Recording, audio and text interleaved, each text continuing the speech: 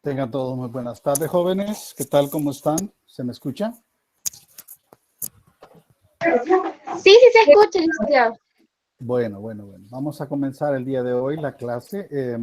Vamos a tocar un tema muy interesante que tiene que ver con todas las etapas psicológicas del desarrollo. Estamos hablando desde el nacimiento, la niñez, la adolescencia, la juventud, la adultez, la madurez y la vejez. Esos son los temas que vamos a tocar. Vamos a tocar diferentes características propias de cada una de estas etapas. No las vamos a tocar todas, por supuesto, pero sí vamos a enfocarnos en algunas que son bastante prioritarias. No olviden poner su nombre, por favor, en el chat, ¿verdad? Para cuestiones de asistencia. Espero que todos también hayan recibido ya sus clases, ¿verdad? Cómo salieron en los parciales. Espero que todos hayan salido bien y que todos estén satisfechos. Así es que vamos a comenzar a trabajar el día de hoy.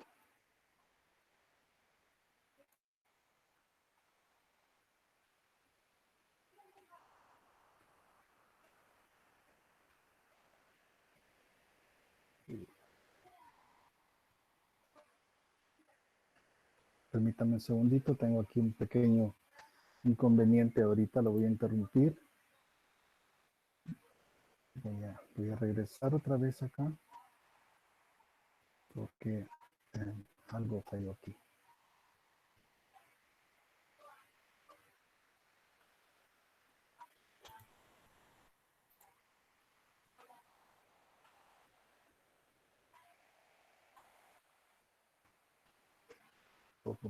Tengo un pequeño problemita aquí. Ya denme un par de minutos, solamente voy a resolver esta situación porque algo no me está funcionando aquí en la presentación.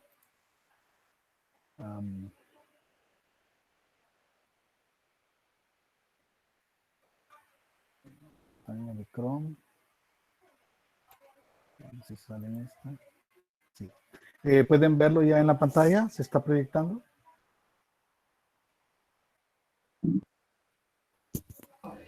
Sí, Ok. Bien, vamos a comenzar el trabajo ya directamente sobre las características psicológicas y etapas del desarrollo humano. Esto sería en su primera parte, ¿no? Para esto vamos a hablar de las diferentes instancias que se da en lo que es el desarrollo de nosotros los seres humanos. La infancia comprende desde el primer año de vida hasta los 11, 12 años y tiene los subsiguientes periodos, ¿verdad? La fase infantil, que va desde el nacimiento hasta los 12 meses, es decir, desde 0 hasta el primer año de vida. La primera infancia, que comprende de 1 a 3 años. La segunda infancia, que comprende entre los 3 a 6, 7 años de edad. La tercera infancia, que comprende desde los 7 a los 11, 12 años de edad. Quiero dejarles claro de que este estándar de edades es un parámetro que es estándar para todos, ¿verdad? Pero existen muchas excepciones a la regla establecida. Algunos tienden a tener algunas características más prematuras que otros, ¿verdad? Algunos sí cumplen con este rubro de las edades, otros no. Otros son más precoces, otros son más tardíos, ¿verdad? De todo hay en la viña del Señor. Bien, vamos a enfocarnos desde la primera fase infantil, que va desde el 0 hasta los 12 meses de edad, o sea, desde 0 hasta un año de edad.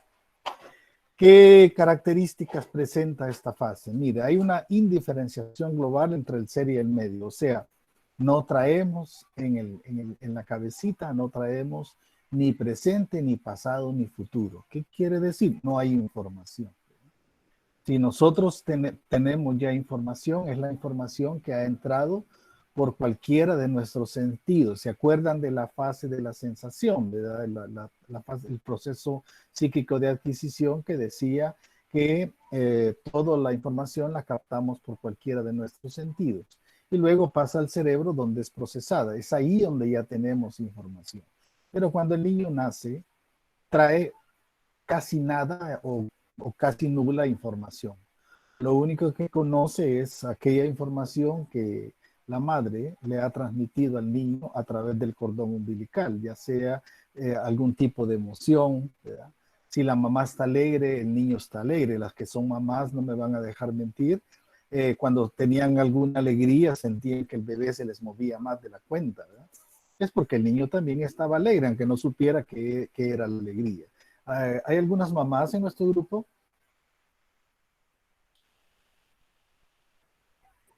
Sí, sí, Jocelyn, yo.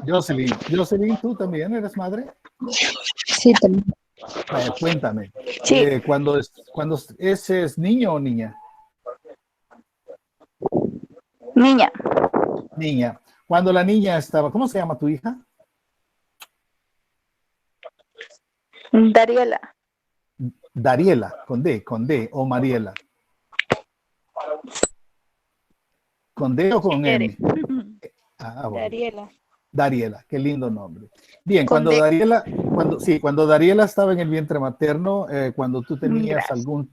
algún tipo de emoción, ¿sentías que se movía un poco más en tu vientre materno?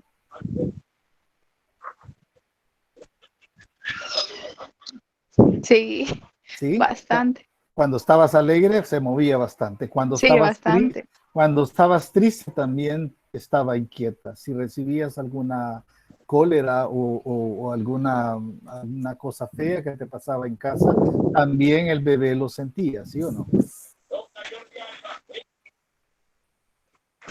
Sí, Sí, ok. sí.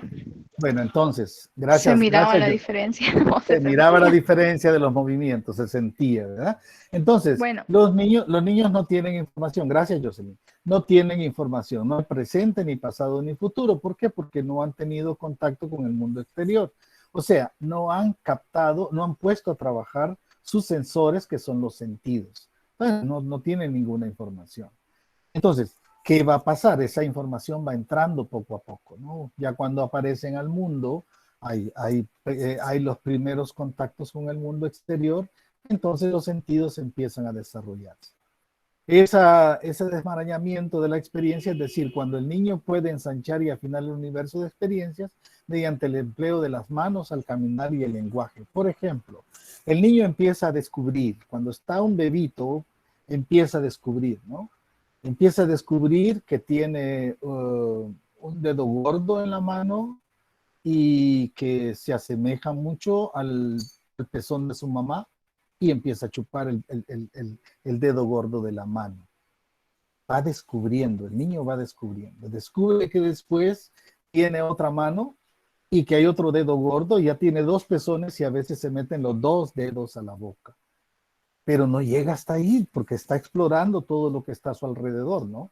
Y de repente se da cuenta que allá abajito se está moviendo un pie y ese pie tiene un dedo gordo, más grande todavía, y ellos son capaces de agarrarlo y metérselo a la boca porque creen que están cogiendo el pezón de su mamá.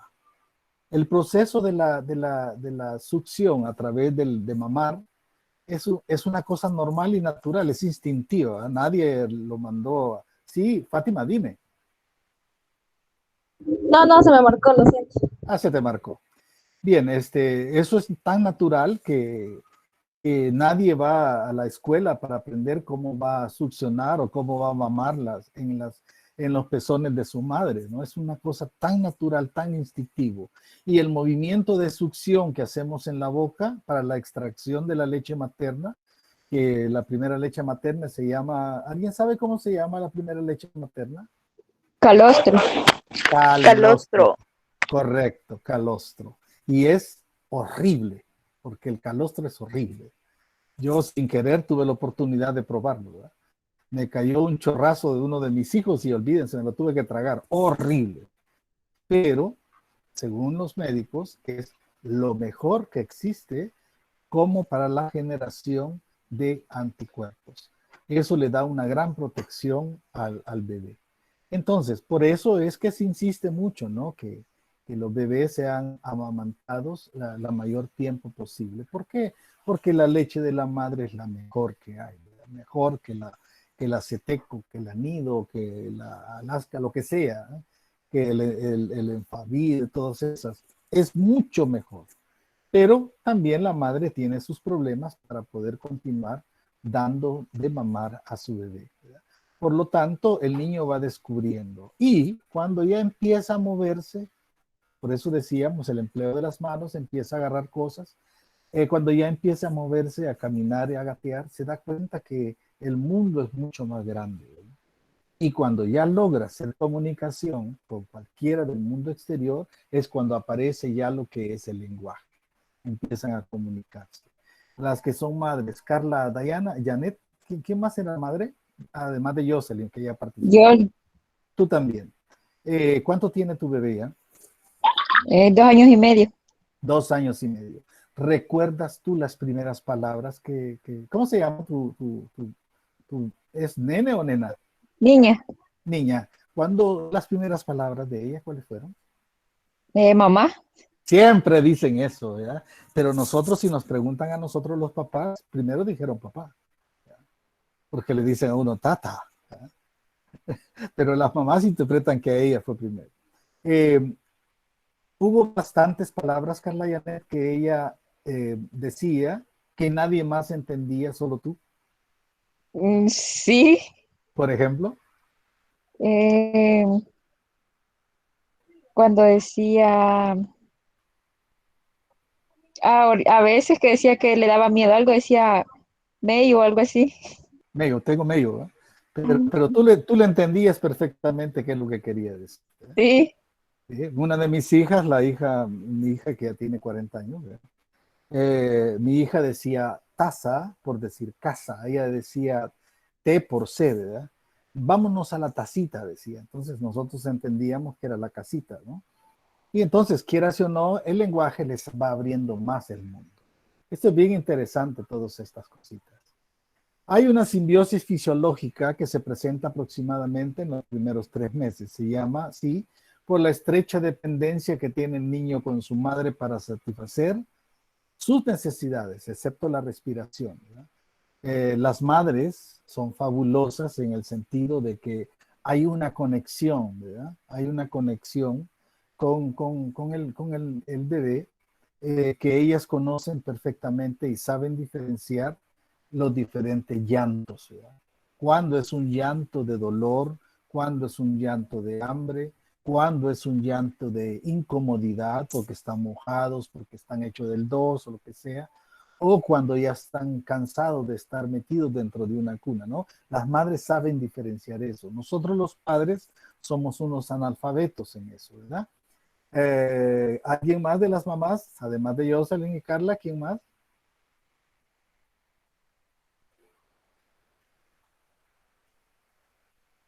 ¿Fátima? Fatimita, ¿tú también eres madre? Buenas tardes, sí. Buenas tardes. Ajá. ¿Recuerdas tú algo así de la diferenciación de los llantos que hacía tu bebé? ¿Cuántos años tiene ya tu bebé? Tiene 1 año y medio. Año y medio. ¿Es varón o niña? Es niña. Niña. Solo niñas hay aquí, ya vi yo. ¿Sabías diferenciar tú los llantos de tu bebé? Sí, porque a veces cuando estaba incómoda por el pañal, Ujú. pues este, no lloraba así como cuando tenía hambre o Ajá. cuando tenía dolor. Era bien distinto el llanto. Muy, muy diferentes. ¿Y tú sabías reconocer entre varios llantos el de tu hijo, el de tu hija? Sí, y también de que porque se miraba inquieta. Ajá, perfectamente. Miren, es tan fantástico, pero hay estudios que dicen que si pasaron conectados durante 9 meses a través del cordón umbilical, la madre con el bebé, hay bastantes conexiones que nosotros los papás no tuvimos casi nada que ver. Entonces, quieras o no, la principal en todo es la madre. Por eso existe una simbiosis fisiológica. ¿Qué quiere decir? La madre es la que le va a solventar al bebé todo, la alimentación, la parte postural, la parte higiénica. La madre es la que sabe. Nosotros podemos ser como papás, no vamos a estar solo de adorno. podemos ser prácticamente grandes colaboradores, ¿no? Yo por lo menos, yo era un especialista en poner diapers, ¿no? Porque en mi época con mis hijos no usaban pamper, ¿verdad? Sino que usaban diaper, o sea, de tela, ¿no? Entonces yo siempre era un especialista en eso porque les ponía unos diapers que los dejaba como que eran bikinis, bien unos calzoncitos bien apretados, ¿verdad? Yo lo hacía ya por naturaleza. Bien, sigamos. También se dice que hay un estadio sensoromotor. ¿Qué quiere decir esa palabra sensoromotor? ¿Alguien me puede decir? ¿A qué palabra se está refiriendo cuando dice sensoromotor? Ah, todo lo que tocan y andan explorando con sus manitas, sus piecitos. Así es. Estamos hablando de que está utilizando los sensores, o sea, los sentidos, y está movilizándose también, ¿no? Por eso se llama un estadio sensoromotor. Se presenta a partir de los 9 meses. Muchos niños, ya a los 9 meses ya tienen bastante desarrollado, aún hasta hay algunos que caminan a los 9 meses, ¿verdad? Otros no, otros se tardan un poquito más. Se establecen asociaciones entre movimientos y sensaciones que hace factible explorar y asimilar el mundo exterior. Mire, es una belleza el desarrollo psicomotor de cualquier bebé, de cualquier niño. ¿Ya? Es tan maravilloso de ver cómo el niño está controlando un mundo desde una cuna, desde un corralito, y los papás le ponen aquellas cosas que se llaman móviles, que tienen a veces muchos colores, pero los colores no son por gusto, son los colores los que buscan es estimular el sentido de la vista para que el niño sienta atracción por ese tipo de objetos que tienen colores bastante fuertes, ¿verdad? A veces azul, verde, rojo, ¿verdad? Que son colores primarios. Y entonces el niño también explora, viéndolos, empieza a quererlos tocar. ¿Qué está queriendo establecer el niño al quererlos tocar? Los está viendo y los quiere tocar. Hace lo que se llama en fisiología, se llama el distanciamiento de la relación óculo-manual. ¿Qué quiere decir? Ojo y mano, ¿verdad? No sé si ustedes se han dado cuenta, pero nosotros tenemos tan desarrollado ya esa distancia sobre lo que estamos viendo y lo que queremos tocar, ¿verdad? Si yo quiero tocar un objeto, yo lo identifico primero con la vista y luego le doy la orden, a través de mi cerebro se da la orden de que yo pueda tocar ese objeto, ¿no? Entonces esa es la relación óculo-manual. Por eso es que a veces dicen, mire, es que él es bien torpe para todo se le cae de las manos, ¿verdad? Porque no hay una buena relación óculo-manual. No sabe establecer la distancia que existe entre lo que vio y lo que quiere tocar, ¿verdad? Entonces, quieras o no, eso hay que desarrollarlo y eso se va desarrollando desde que es un bebé, ¿verdad? Desde entonces vamos explorando todo eso, ese mundo exterior que está fuera de nosotros. Pues el niño comienza acostadito, ¿no? Luego de repente la gran sorpresa, el niño se dio vuelta, la niña se dio vuelta y de repente ya está boca abajo, pancita abajo, ¿verdad? Y trata de mover un poco más la cabeza, trata de controlar un poquito más la cabeza y así va mejorando porque cada cosa se va desarrollando un poco mejor. Entonces después de repente empezamos los papás que somos osados, yo fui así, ¿verdad? Empezamos a entrenar con los niños el que se quedaran sentaditos, ¿verdad? Entonces le poníamos un montón de almohadas y ya con las almohadas, el niño así, ¿verdad? Moviéndose y casi perdiendo el equilibrio, de repente se iba quedando ya más tiempo sentadito. Pasó de estar acostado, pasó a estar sentado, ¿verdad? Luego ya el niño tiene mayor exploración, mayor movimiento, ya la cuestión del estadio sensoromotor se va desarrollando más, entonces empieza a querer desplazarse, ¿verdad? De repente se tiran y empiezan a moverse dentro de la cama o del corral o de la cuna y empiezan a hacer ciertos movimientos. Poco a poco van llegando a la etapa de tener los 4 puntos de apoyo. ¿Qué estamos diciendo? El gateo, ¿no? Ya tiene las manitas en el suelo o en la cama o en el corral y ya tiene las rodillitas también sobre la superficie. Los 4 puntos de apoyo le van enseñando poco a poco cómo desplazarse un poco más. Primero se quedan como moviéndose, como que están todavía queriendo entrenar el cómo caminar, pero no se atreven y de repente empiezan a movilizarse, ¿no? Y esa movilización y que ya se sientan, les demuestran a ellos de que hay un mundo bastante amplio hacia su alrededor, ¿verdad? Lo que antes veían solo el móvil que les ponía, ahora ya saben de que por allá hay varias cosas de colores diferentes y de texturas diferentes. Toda esa información va entrando al cerebro, ¿no? Poco a poco el niño de repente se empieza a querer parar, ¿verdad? Y si algunos de nosotros como papás, como les digo yo, estimulamos eso, yo lo hice con todos mis hijos, que yo les ponía, se dejaba que se agarraran de sus manitas, se agarraban de mis dedos, y entonces yo les iba ayudando a pararse hasta que los dejaba paraditos, ¿verdad? Yo recuerdo mucho que mis hijos eran como que eran luchadores después, ¿verdad? Como que estaban en el ring, corrían de un lado a otro del corralito donde los tenían, y eso era como que fuera un ring de lucha libre, ¿no? Y llegaban a un lado y de repente se caían y se levantaban y eran las carcajadas de ellos. O sea, empiezan a explorar de que el mundo es mucho más grande de lo que ellos hasta ahorita conocen. Por eso es bien importante la estimulación en este estadio. Luego, esa simbiosis afectiva, que también se da, es que a los 3 meses se establecen los primeros vínculos entre los deseos del niño y las circunstancias externas. El niño empieza a manipular ya, desde por ahí comienza la manipulación. Si él quiere algo, él llora por eso. Y no deja de llorar y sabe que, como que supiera, pues no lo sabe directamente, pero como que se le imagina que si mientras él más llora, más posibilidades hay de conseguir lo que quiere. Si quiere salir del quiricú, quiere salir del corral o quiere salir de la cuna, llora y llora y llora desesperadamente hasta que lo sacan de ahí. Hasta que lo sacan. Y también empieza a dirigir ciertas sonrisas y gestos de alegría a las personas que la rodean. Repito, desde por ahí comienza la manipulación, ¿verdad? Si el niño se ríe con ustedes porque le está dando un sentido de aprobación. ¿Pero por qué?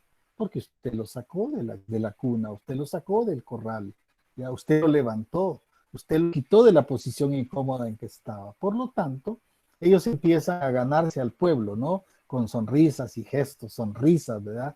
Y le mandan a usted y usted dice, ay, el niño se rió conmigo, ¿verdad? Sí, ¿cómo no? ¿Verdad? No sabe que lo está chantajeando. A partir de los 6 meses se desarrolla una dependencia afectiva con su madre. Si antes él empezó a manipular a medio mundo, ahora quiere él recobrar a su madre, ¿no?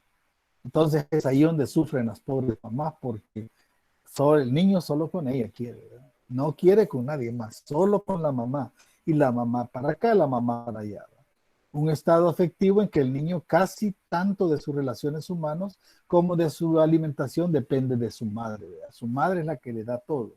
Nosotros podemos como papás ayudar en esas cosas, pero en esta etapa, más o menos de los 6 meses, el niño quiere que su mamá se lo haga y que su mamá se lo dé, ¿verdad? Y que sea su mamá la que lo anda chineando. Y entonces la pobre madre ya no puede descansar porque no se lo puede dar a otra persona porque el niño solo con ella quiere. Bien, vámonos entonces ahora. ¿Quedó claro lo de atrás, lo que estábamos hablando de la fase infantil, donde de 0 hasta 1 año se dan todas esas situaciones?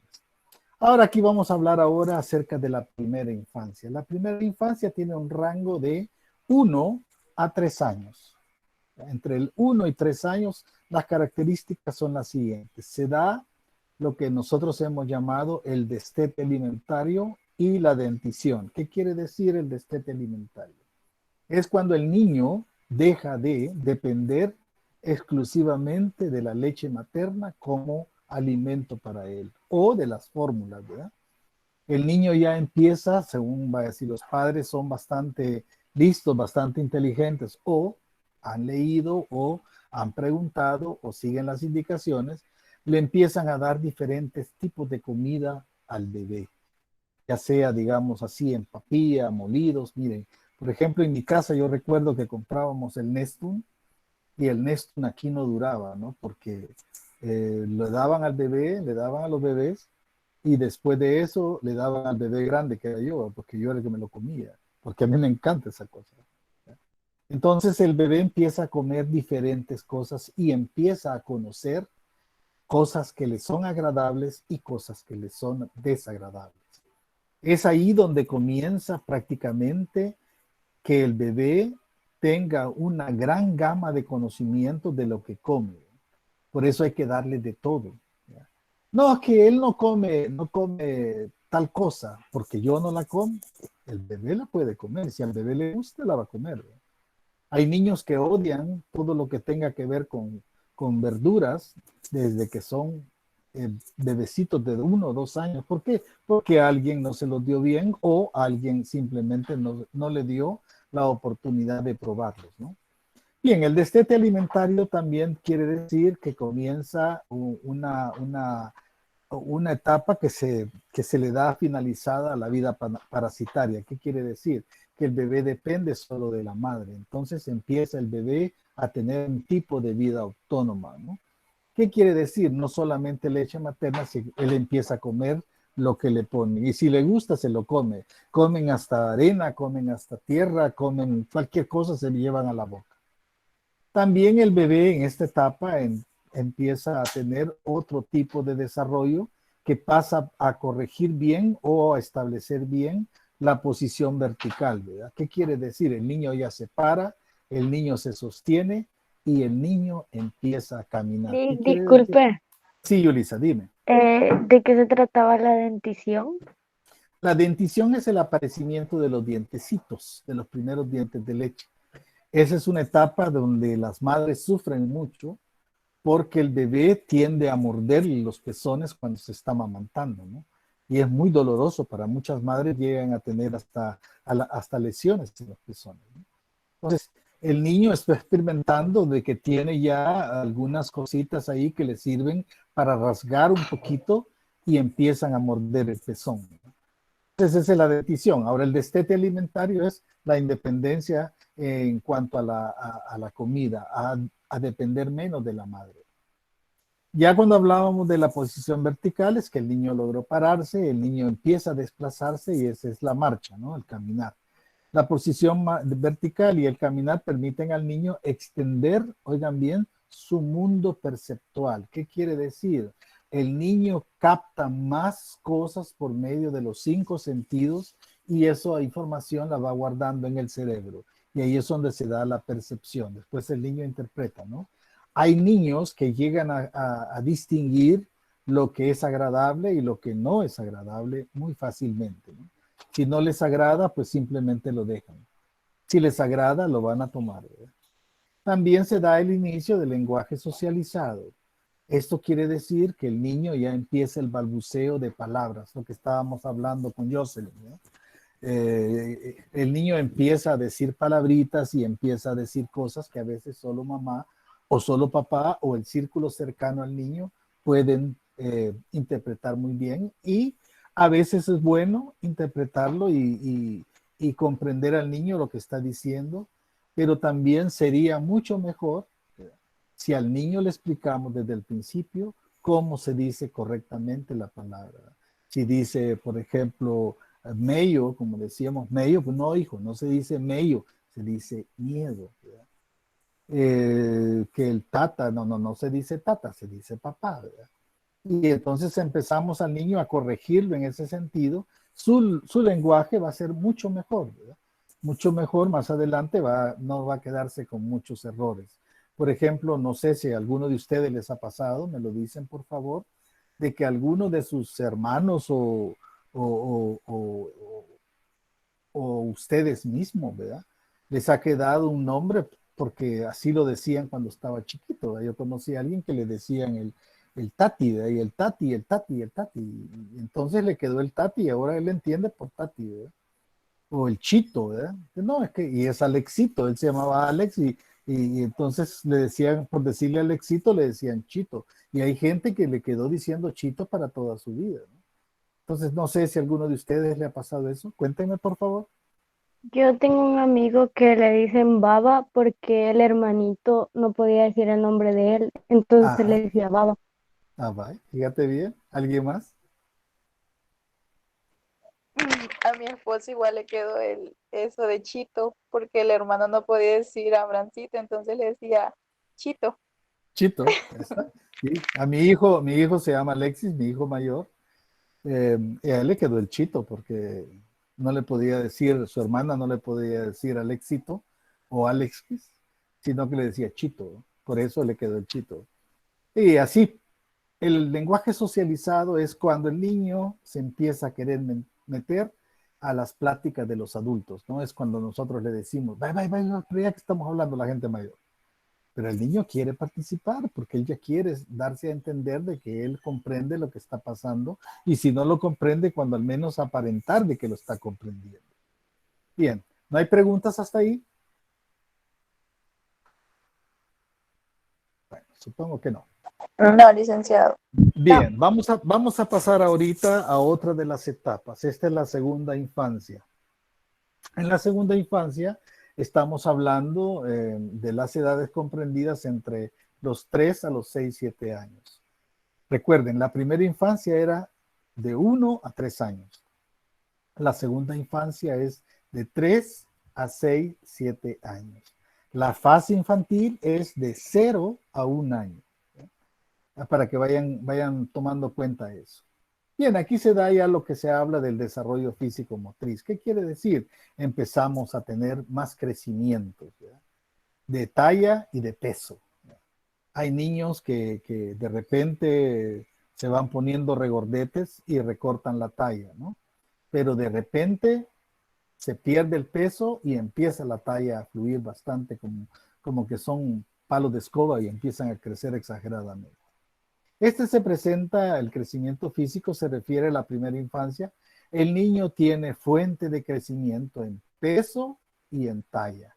Mire, da risa cuando los niños se van después del kindergarten, se van unos niños regordetes y toda cosa y de repente regresan a la preparatoria o al primer grado y uno ve la diferencia, ¿verdad? Puchi, que este baboso quizás lo dejaban colgado durmiendo, ¿verdad? Porque llega con los pantalones que no le quedan ya, ¿verdad? Que le quedan bastante cortos, pero porque ha ganado mucho peso o ha ganado talla, ¿verdad? Cualquiera de las dos cosas. En cuanto a la motricidad, o sea, los movimientos, la marcha tiene una enorme importancia en el desarrollo infantil. Ustedes se dan cuenta, un niño entre los 3 a los 5, 6, 7 años es como que tuviera, ¿cómo se llama? Como decían las abuelas, curuncos ahí abajo, ¿verdad? No se está quieto, no puede estarse quieto, ¿verdad? Es alguien que tiene una energía latente que no la logra canalizar porque todavía no la está trabajando. Simplemente se mueven y de repente están y de repente ya no están, ¿verdad? Por eso es que a esas etapas los niños tienden a meterse en problemas de que se pierden en algún lugar, ¿verdad? Hay que cargarlos de la mano, pero bien prensados, porque si no, usted los suelta un momentito y de repente ya desaparecieron. Porque son gente que tienen una energía que nosotros le llamamos energía latente. Es una energía que ahí está y que necesita ser gastada, ¿verdad? Hay que acabársela. En cambio, vaya, si nosotros, por ejemplo, queremos comprobar eso, pongámonos a jugar, vaya, los que tienen niños de 2 años, de 3 años o lo que sea, pónganse a jugar con ellos y hagan todo lo que el niño hace. Les aseguro que en un par de minutos ustedes están ya tirados, que ya están cansados y el niño todavía sigue, ¿no? Porque él tiene una energía latente bien fuerte. También aquí se dan un montón de cuestiones bien importantes. Sí, Rebeca, dime. Tienes razón, fíjese, porque yo tengo un sobrino y yo me pongo a jugar con él y de que él brinca y también que se pone a gatear porque como ya camina y después como que se pone a gatear y yo digo, bueno, voy a jugar con él y me voy a poner a gatear con él. No, yo no sé cómo aguanta. Pero en un ratito te tienen en knockout, ¿verdad? Esa es la cosa, esa es la gran situación. Así es, porque ellos tienen una gran energía que nosotros ya tenemos canalizada en otras cuestiones que nosotros hacemos. Bien, dentro de esas características físicas hay un fuerte crecimiento en cuanto a estatura y peso. Los niños empiezan a crecer desmesuradamente. De repente se van unos niños todos chiquitos y de repente regresan, después del kinder, regresan ya a los 5 años y regresan unos monos todos larguruchos con cara de bebé y que la ropa no les queda porque o han engordado tanto o han crecido tanto. Hacia los 5 años y medio se presenta un nuevo impulso en el crecimiento. Este crecimiento se reconoce como el primer estirón. ¿Ya? Ese primer estirón es el primero que los niños tienden a tener, más o menos entre los 5 años y medio. El segundo estirón bien grande es cuando ya son adolescentes, de eso vamos a hablar después. Pero en el primer estirón, de repente el niño se ve todo chiquito y de repente son unos monos que parecen hasta extraños, ¿verdad? Porque son bien deformados en mucha forma, bien larguiruchos, bien estirados y aquellos, pero con la carita de niñito, ¿verdad? Bien, luego se da también lo que se llama una característica psicológica. Permítame que aquí me pasé una. Aquí está. Estas características psicológicas que se da, recordemos que la personalidad es algo que es producto de la influencia social, o sea, todos los estímulos de los modelos que yo recibo, esos van conformando mi personalidad. Y esa se empezó a formar desde que, a veces dicen muchos que desde que estás en el vientre materno, otros dicen desde que tienen contacto con la sociedad, cuando nacen. Y entonces ahí vamos creando un montón de factores que nos presentan. Por ejemplo, en esta etapa de ¿cómo se llama? De 3, 5, 6, 7 años, se da bien claro también una diferenciación entre lo que le pertenece al niño y lo que no le pertenece. Por ejemplo, si el niño tiene un juguete y nosotros se lo prestamos a otro niño y se lo agarramos de donde él tiene un montón de juguetes, ¿verdad?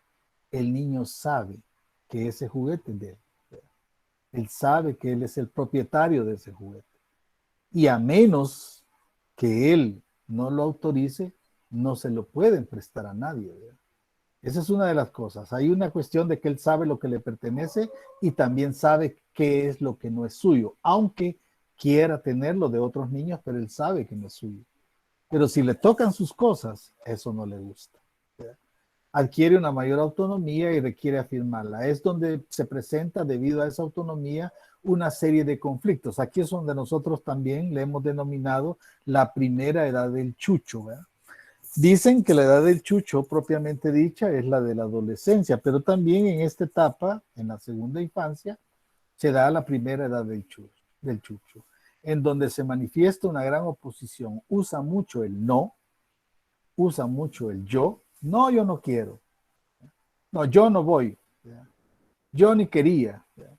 No me toquen eso. ¿Verdad? También usa mucho el ni quería, ni lo quiero hacer, ni lo voy a hacer. ¿Verdad? Para todo propósito. Usa mucho. Ni me dolió. ¿Perdón, Fátima? Dime. Ni me dolió, dicen también. Ni me dolió, exactamente. Usan, como les digo, mucho el no, el yo y el ni. ¿Verdad? Para todo propósito. También dice, aprende a distinguir entre lo mío y lo tuyo. Y aquí hay una gran fuerte crisis de personalidad. Ellos pueden armarte un berrinche por cualquier cosa, ¿no? Y ahí si tú cedes, entonces ya caíste en las redes de los manipuladores más grandes del mundo, como son los niños. También se habla mucho de que el niño en esta etapa es bien egocéntrico, ¿verdad? Al decir egocéntrico, ¿alguien conoce esa palabra? ¿Qué querrá decir egocentrismo? Yo creo que cuando piensa que solo él existe o que quiere todo para él. Exactamente. Se llama egocentrismo porque se sienten los dueños del universo, ¿no? Ellos son el centro de atención, ¿verdad? Y en este se encuentra fuertemente observable en la conducta y en el pensamiento. Los niños todos son yo primero, yo segundo, yo tercero, yo cuarto, ¿verdad? Y por último, yo. O sea, ellos son el centro del universo. Por eso es que cuando entran al sistema educativo, los niños generalmente deberían de entrar al sistema educativo con 5 años a parvularia, ¿no? En el jardín de infantes, que es el kinder, debería de entrar el niño con 5 años. ¿Y por qué? Porque es ahí donde se inicia el proceso de socialización. Dime, Carlita. Una pregunta sobre eso le quería Entonces no sería tan bueno ponerlo, digamos, antes, porque como ahora han puesto primera infancia, inicial y esos. Mira, especiales. la verdad, eso ha sido creado porque también, vaya, antes papá trabajaba y mamá cuidaba a los niños, ¿verdad? Ese era el trabajo de muchas mamás, cuidar a sus hijos. Ahora, con la situación que estamos viviendo, se da la necesidad de que mamá trabaje para ser productiva, que papá trabaje también para ser productivo. Entonces ya los dos tienen que trabajar y tenemos que tener a alguien que se encargue de cuidarnos al bebé. Entonces vieron eso y dijeron, bueno, mire, nosotros ofrecemos ese servicio, ¿no? Hay maternales, ¿verdad? Hay primera infancia, hay de ¿cómo se llama? La famosa educación inicial, ¿verdad? Que se está hablando. Pero si nosotros seguimos el proceso como debería ser, tendría que ser que la mejor crianza, la mejor distinción la tendría que dar la madre.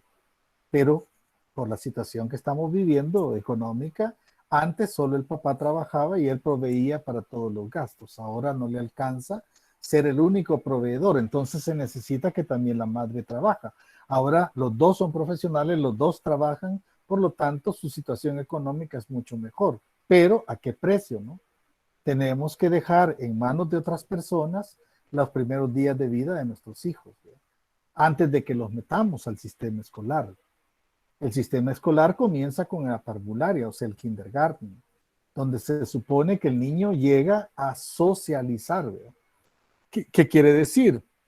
El niño, como egocentrista que es el dueño de su casa, es el dueño de su mamá, es el dueño de su papá, es el dueño de sus hermanos, es el dueño de sus abuelos, él es el dueño de todo. Pero de repente entra al kindergarten y se encuentra de que no hay solamente un niño que es el dueño de todo, sino que hay como 40 niños que se sienten los dueños del mundo. Y ahí es donde empieza la tarea del maestro, donde empieza, por motivo personal no puedo estar presente. Ok, bien Patricia. Eh, eh, el niño se da cuenta de que no es el único rey del universo, ni es la única reina del universo, sino que hay como 40 reyes y 40 reinas. Entonces, la función de los maestros al comenzar la socialización es empezar a enseñarle a los niños a compartir, ¿verdad? A esperar un turno, a saber de que no va a ser el primero siempre, que puede ser que le toque ser el cuarto, el quinto, el sexto en un grupo, ¿verdad? Que no es el dueño de los juguetes, sino que los juguetes son de todos y hay que compartirlos, ¿verdad? Entonces, todo eso es el famoso proceso de socialización que le sirve mucho a Y los niños para su desarrollo. Sí, dime, Yulisa. yo me acuerdo que cuando yo estaba pequeña, bueno, yo tengo dos hermanos mayores, ¿verdad? Pero cuando yo nací, Ajá. ellos ya tenían de 10 años en adelante. Entonces, Mm, yo me acostumbré a que todo para mí va. Hasta cierto, o sea, no todo, pero hasta exactamente. cierto punto las cosas solo para mí. Y me acuerdo de que cuando Mm, yo entré a parvularia, y me cuentan de que yo les pegaba a los niños porque ujú. agarraban los juguetes que yo quería y que siempre Hasta me que peleaba con encontraste, ellos. hasta que encontraste a alguien que te pegó a ti, ¿verdad? Y A entonces te lo empezó a mejor, pegar a ti. Y entonces dijiste, vaya, yo también te lo voy a prestar, ¿verdad? Eso es lo que pasa. Esa es la famosa socialización. Por eso es que el pensamiento egocentrista es bastante rígido, ¿verdad? No me salgo de ahí, yo soy el dueño de la casa. Si yo le digo a mi mamá que se tire al suelo, se tira al suelo mi mamá y la mamá lo hace, ¿verdad? Y si, por ejemplo, cuando van a darle de comer a los de la casa, cualquiera espera que el primero que le sirvan es a papá, porque es el que provee, el que trabaja duro, ¿verdad? No, pero primero le sirven al niño o a la niña.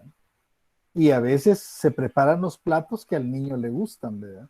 No lo que le gusta al resto. Entonces, es un egocentrismo que se va curando a través del proceso de socialización, digamos. Bien, vamos a la tercera infancia, que esta tiene un rango de los 7, 11, 12 años. Aquí hay bastante desarrollo físico-motor, ¿verdad? Por ejemplo, es de poco uniforme en su crecimiento. Los niños ya pegaron el primer estirón en la segunda infancia y ahora solamente van creciendo poco a poco, van creciendo más o menos al año unos 7 centímetros y medio. Las niñas siempre pesan más que los varones. ¿Por qué? Porque las niñas son más regordetas, ¿verdad? Los hombres somos siempre más atléticos. ¿Están de acuerdo con esto?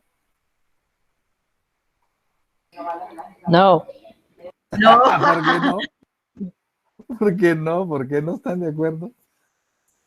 Porque yo a esa también edad era depende. delgada y atlética ¿Cómo? también. Por eso, pero eso es porque tú eras la excepción a la regla. Pero la gran mayoría de niñas siempre son gorditas. Y los varones somos los atléticos, a menos que también seamos varones gorditos, ¿verdad? Esa es la diferencia. Por eso dice que, recuerden, estas son cosas estándar, no, no quiere decir que no hay excepciones a la regla, ¿no?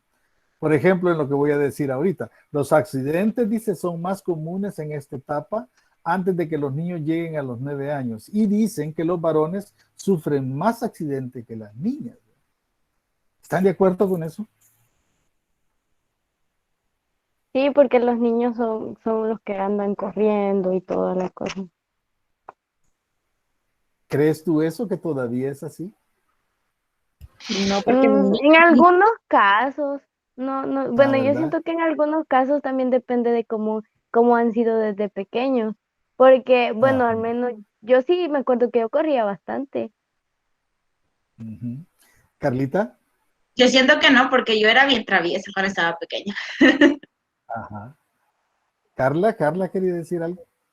Pues mi niña es bien inquieta.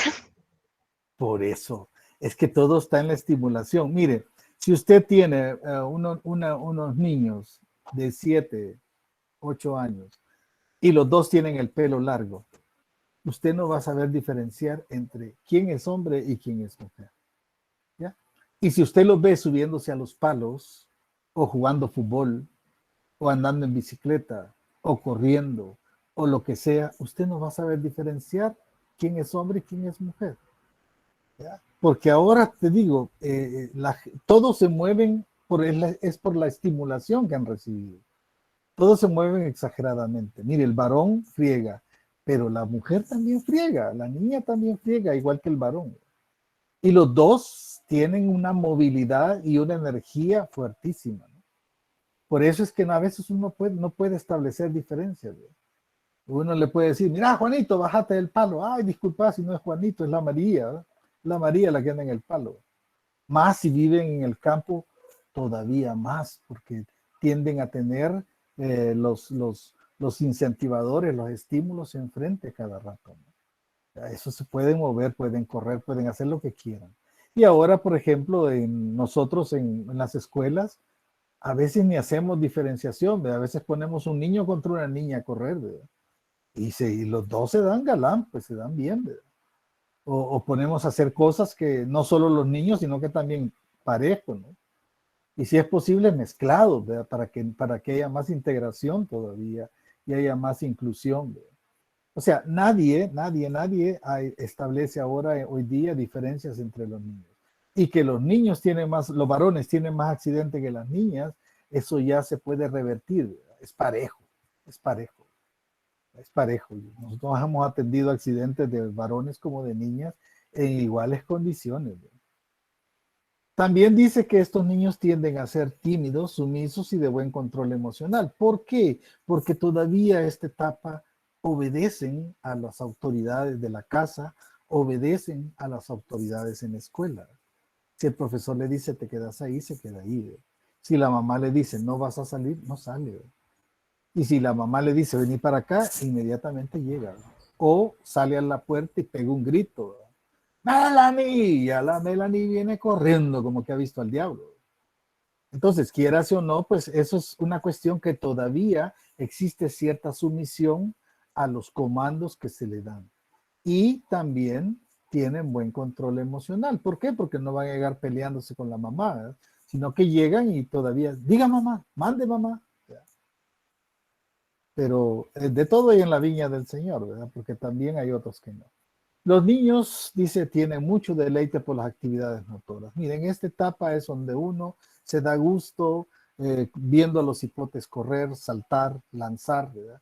Es el momento en de enseñarles todo tipo de deporte, ¿no? Que ellos puedan practicar para que el día de mañana ellos elijan con cuál se quieren quedar, ¿verdad? Eso es bien importante, eso es bueno. Aquí es donde uno tiene que aprovechar a desarrollar eso en los niños y las niñas. Por ejemplo, mire, hablando de intelectualidad, por ejemplo, nosotros hicimos un estudio en la universidad, eh, un diplomado que estábamos haciendo. El estudio de nosotros era cuál era el impacto de las matemáticas para la elección de las carreras universitarias, ¿verdad? ¿Cuál había sido lo que más había impactado? Y nosotros nos dimos cuenta que según las entrevistas que hicimos miles de entrevistas, la gran mayoría coincidía en que entre en tercero y cuarto grado, si tenían un profesor que les enseñaba a sacarle gusto y amar a las matemáticas, las iban a amar siempre, ¿verdad? Pero si tenían un profesor de que realmente no le gustaban las matemáticas y solo las trataba porque el programa así lo pedía, pues entonces muchos de ellos llegaron a tener cierto distanciamiento con las matemáticas. Ahora, ¿qué tan importantes son las matemáticas para elegir una carrera universitaria? Son primordiales, ¿verdad? Porque si yo tengo buenos conocimientos de matemáticas, yo tengo dónde elegir. Por ejemplo, todas las ingenierías, arquitectura, medicina, ¿verdad? Todo lo que tenga que ver con símbolos, con números, con pensamiento abstracto, la matemática te lo da. En cambio, si a mí no me gustan las matemáticas, se reduce todavía un poco más el campo de acción. Ya, por ejemplo, si tú estudias derecho, no necesitas mucha matemática. Si estudias enfermería, no necesitas mucha matemática. Si estudias psicología, tampoco necesitas muchas matemáticas. Si estudias pedagogía o lo que sea, necesitas conocimientos básicos. Pero si estudias una ingeniería, cualquiera de sus variables, olvídese, las matemáticas están a la orden del día. Bien, la Yo objetividad. creo que es un Oli. ¿Por qué, hija? ¿Por Bueno, qué crees que porque, no? bueno, en mi caso, yo me recuerdo que cuando estaba más pequeña, bueno, Ujú, en la escuela, ¿verdad? Yo era una de las niñas, bueno, no te decía niñas genios en matemática, incluso nos llevaban hasta San Salvador. Y ujú, recuerdo que nos daban cosas de matemática, ¿va? así es. Y no influyó en mi elección de mi carrera, porque No. por lo menos mi primera elección fue medicina y según lo que dicen no lleva nada de matemática, pero en A realidad sí lo, la lleva aplicada a lo en varias mejor, cosas. a lo mejor lo que sucedió contigo es lo que nosotros llamamos vocación, ¿sí? Que es cuando a ti te gusta algo. Puede ser. En mí Puede siento ser que, que sí. en ¿Sí, mí siento Yuli? que sí influyó, porque, o sea, Ajá. de por sí a mí me gusta la enfermería y todo que tenga que ver con medicina y así, pero sí influyó el hecho de que me cuesta un poco de las matemáticas, porque Mm, o sea, yo hice un trabajo donde investigaba sobre carreras, el pensum y todo eso, ¿va? Entonces, mm. cuando veía matemática, física y cosas así, ya era como que, y no, esa no. Eso te digo. Por eso es una cuestión bien importante el amar o odiar las matemáticas, ¿no? Cómo puede influenciar a la persona a elegir un tipo de carrera. Ahora, lo que dice Joseph también tiene razón, porque existe la vocación, ¿verdad? Existe la vocación. Yo nunca fui un gran matemático, pero manejaba lo básico, ¿no? Pero yo por lo menos, um, yo enamorado de la psicología, ¿no? ¿Verdad? Pero sí fui deportista y yo enamorado del deporte, ¿no? Y el deporte me llevó a meterme en psicología. Aunque en mi interior, bien profundo, mi sueño más dorado, ustedes no lo van a creer, pero es la realidad. Yo quería ser trailero, yo quería manejar un trailer grande. ¿Por qué? Porque mi papá era trailero y mis tíos eran traileros y yo quería ser trailero. Yo aprendí a manejar en un camión de 8 toneladas, no aprendí a manejar en un carrito. Entonces, esa era mi ilusión y todavía sigue siendo tener un tráiler algún día, ¿no? Pero amo, amo la educación física y amo también la psicología. Y me gusta las dos. Pero mi ilusión más grande está en manejar un camión grande. Esas son cuestiones personales. Pero sí, nosotros comprobamos eso de que era en tercero y cuarto grado donde si encontrabas un profesor que le gustara las matemáticas y te las metía y te las sabía dar y te las sabía hacer que tú le encontraras el gusto, olvídate, las ibas a amar por siempre, ¿no? Lo que decía Jocelyn, ella fue hasta concursar en matemáticas. No sé cómo le fue en el bachillerato. Jocelyn, ¿cómo te fue en el bachillerato con las matemáticas? Pues yo digo que bien, porque era de los primeros lugares allí con respecto a matemáticas. Pues sí, pero porque te Es gustaba cuando eso. le ¿Ya? gustaba. Exactamente, exactamente. Ahora, lo que tú elegiste como carrera, eso es vocación, ¿no? Eso es otra cosa. Bien, ese es como también hablar de la objetividad. Estamos hablando de que es la característica esencial en esta etapa. El objeto se presenta como exterior y distinto al niño. El niño puede aprender a distinguir entre lo que puede hacer y lo que no debe de hacer. ¿Por qué? Aquí se dan muchas normativas ya, ¿verdad?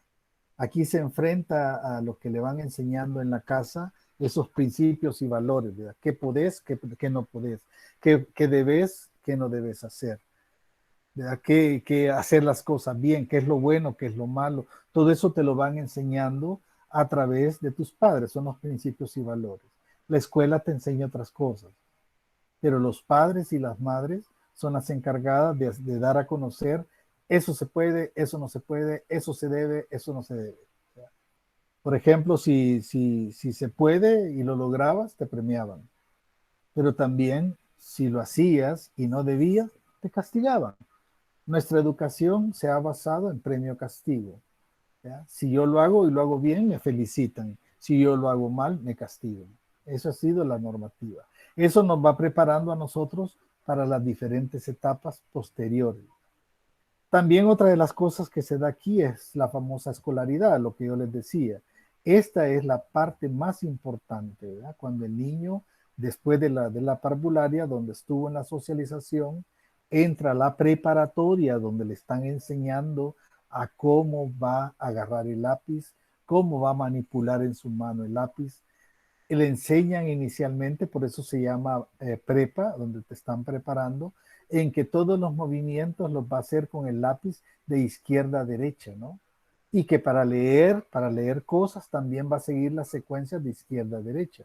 Y todo comienza uniendo puntitos, ¿verdad? Un puntito lo va a unir con una rayita al otro punto y luego al otro punto y así va formando un dibujo, pero todo movimiento lo está haciendo de izquierda a derecha. ¿Por qué? Porque así leemos nosotros y así escribimos nosotros. Todo lo hacemos de izquierda a derecha. Por eso se dice que este es el acontecimiento más importante, ¿no? Y esto le va a servir también porque le está permitiendo la reestructuración de la personalidad infantil. Mientras más estímulos exteriores recibe, más está fomentando su personalidad, más está cimentando su personalidad.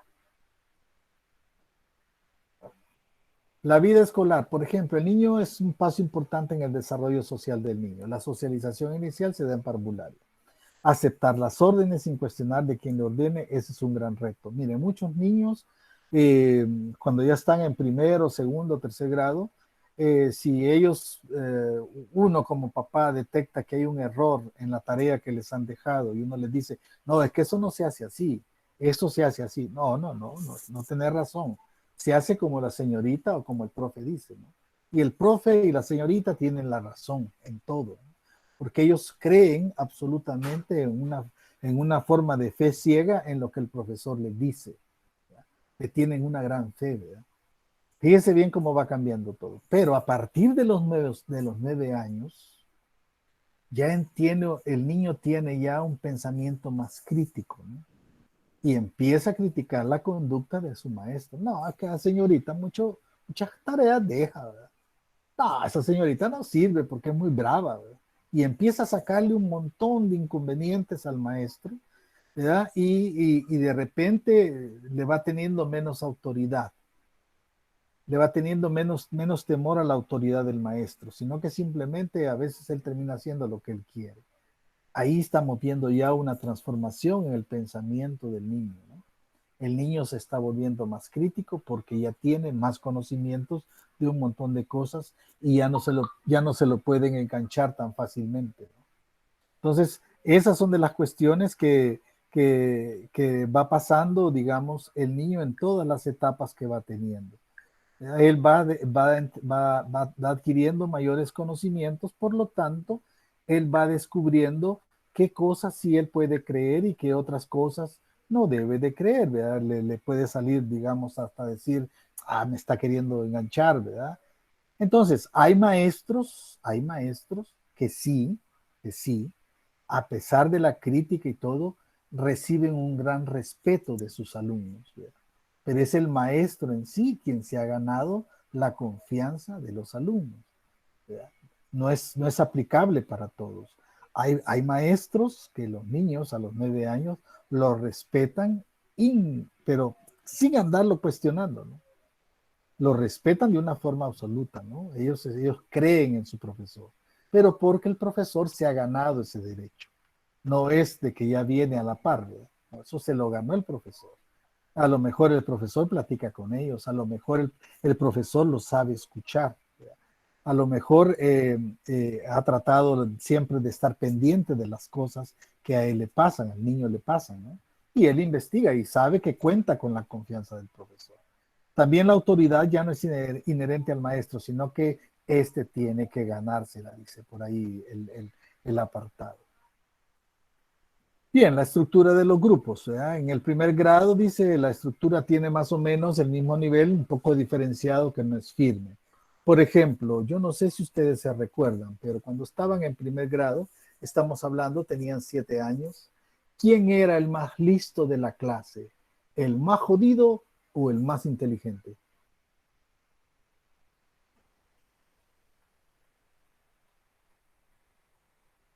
Vamos a ver, ¿quién opina sobre ¿Cómo eso? fue la pregunta?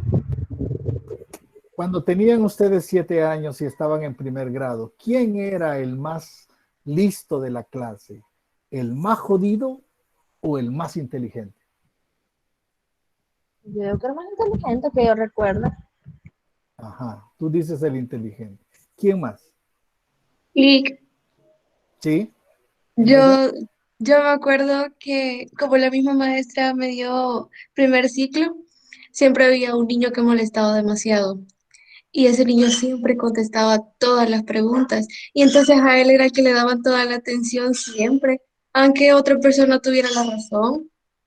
Mm, ese era el más listo, ¿verdad? Estaba el inteligente y estaba el más listo. El más listo siempre es el más jodido, ¿no? Es el pícaro, ¿no? Es el que se sabe todo, es el que hace las travesuras más grandes. Generalmente ellos son considerados como líderes dentro de los grupos, ¿no? ¿Por qué? Porque es el dueño de la pelota y si él lleva la pelota, pues todos jugamos y cuando él quiere, agarra la pelota, se la lleva y dice, se acabó el partido porque yo ya me voy, ¿verdad? Entonces, es el más listo, generalmente es el más jodido. Ese es el mejor de todos. No es tanto el inteligente.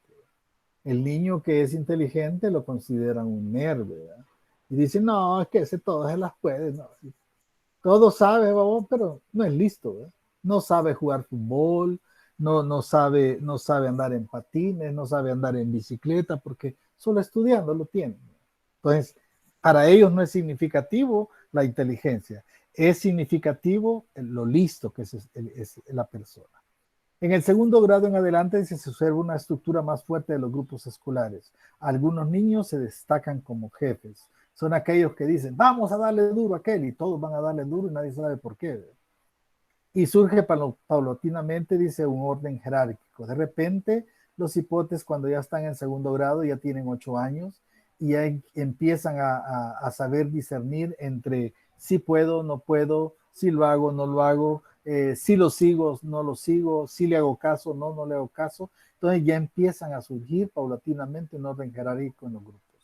Ya ellos saben a quién respetan y a quién no respetan, ¿no? Ya saben a quién molestar y a quién no molestar. Se debe también estimular siempre la competencia. Miren, mis hijos todos estudiaron en colegios católicos, ¿ya? Colegios fuertes. Estoy hablando del San Luis, del San José. Pero yo siempre les critiqué el hecho de los famosos cuadros de honor, ¿verdad? el cuadro de honor era algo que donde se ponía la persona que llevaba las mejores notas. Pero yo siempre he sido de la idea de que en un cuadro de honor yo voy a poner aquel que es el que más lucha. Fátima. ¿Ya? Yo voy a poner en el cuadro de honor aquel que más lucha, el que más se esfuerza por lograr su objetivo. Para mí tiene más valor que aquel que ya fácilmente logra los objetivos, porque no se esfuerzan.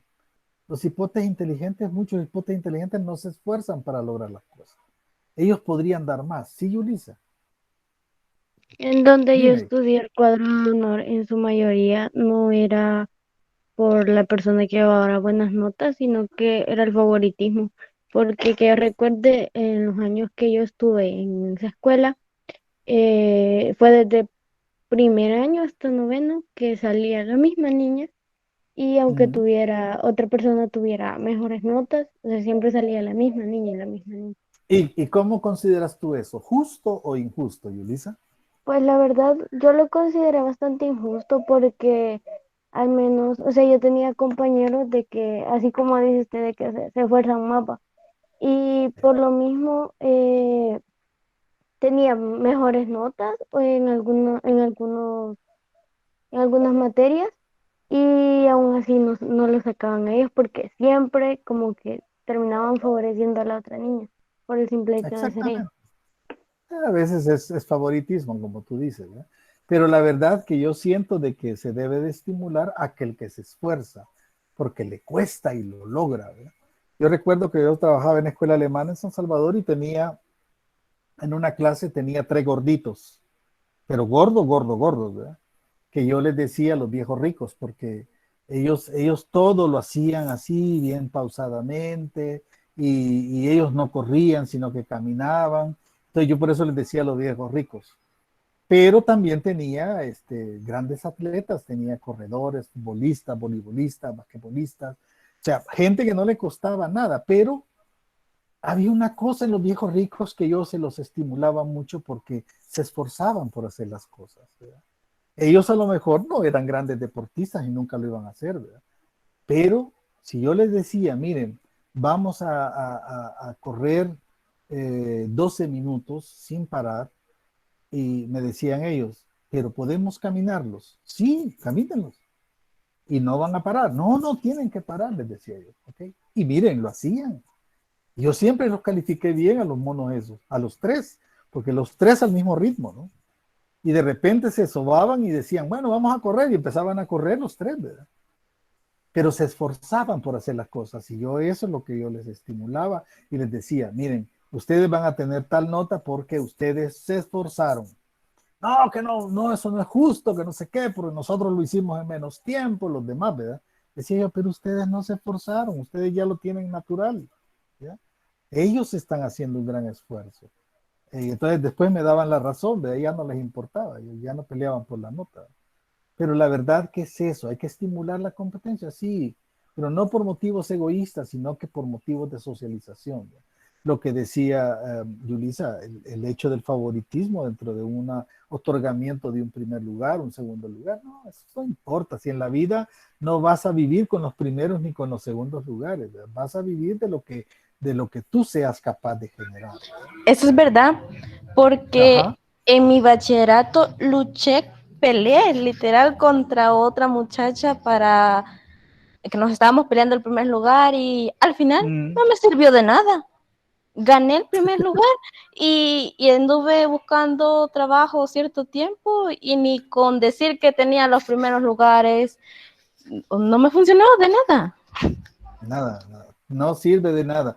Ahora, sí sirve cuando tú le das, por ejemplo, un encauce a tus conocimientos, ¿verdad? Que los estás utilizando para desarrollarte más. Pero eso es para ofrecerle al mercado de trabajo más habilidades, más conocimientos, ¿ya? Pero por lo menos, digamos, yo tengo amigos personales que nos creamos juntos y nunca fueron grandes estudiantes, ¿verdad? Nunca fueron grandes estudiantes, fueron gente que fueron pasando a pura copia o fueron pasando, digamos, sinqueando, pero ahora son grandes comerciantes, ¿verdad? Son gente que ha hecho su vida del comercio, pues. Tienen esa habilidad del comercio en sus venas y ellos lo saben manejar y ganan mucho más que muchos que hemos estudiado un montón, ¿verdad? O sea, eso no es la regla. La regla es que la verdad es, tú tienes que formarte para ti mismo y sentirte satisfecha contigo mismo. Es lo que yo preguntaba en el parcial, ¿verdad? ¿Te sientes satisfecho contigo mismo? Eso es bien importante. Yo, por lo menos, yo soy feliz en mi trabajo. Yo soy feliz con lo que hago. Yo soy feliz en la profesión que ejerzo. Y soy feliz dando clases sobre lo que a mí me gusta. Y además de eso, me pagan por eso. Estoy bien. Yo me siento bien, ¿ya? Entonces hay que hacer lo que a uno le gusta y hay que disfrutar lo que a uno le gusta. Pero también hay que utilizar todo lo que uno tiene a la mano para poder salir adelante. Bien, la importancia del desarrollo social es básico en el proceso de la formación de la personalidad infantil. El propio yo y la autoconciencia se forman en la interrelación dinámica individuo-medio social. El yo se va formando con esa interrelación dinámica entre mi persona y mi entorno social. Mire, hay gente que es tan lista, pero tan lista, porque su entorno social le ha enseñado a ser listo. Hay gente también que sabe hacer las cosas y sabe respetar porque su entorno social le ha enseñado que así tiene que ser. Saben hacer las cosas bien. Saben hacer las cosas dentro de lo que está permitido hacer. Luego pasamos a la adolescencia.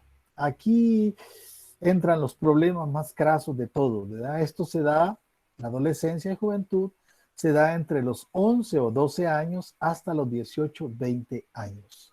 Algunas características, por ejemplo, vamos a hablar de la prepubertad, ¿verdad? Es una etapa que va desde los 10, 11 años a los 12, 13 años de edad.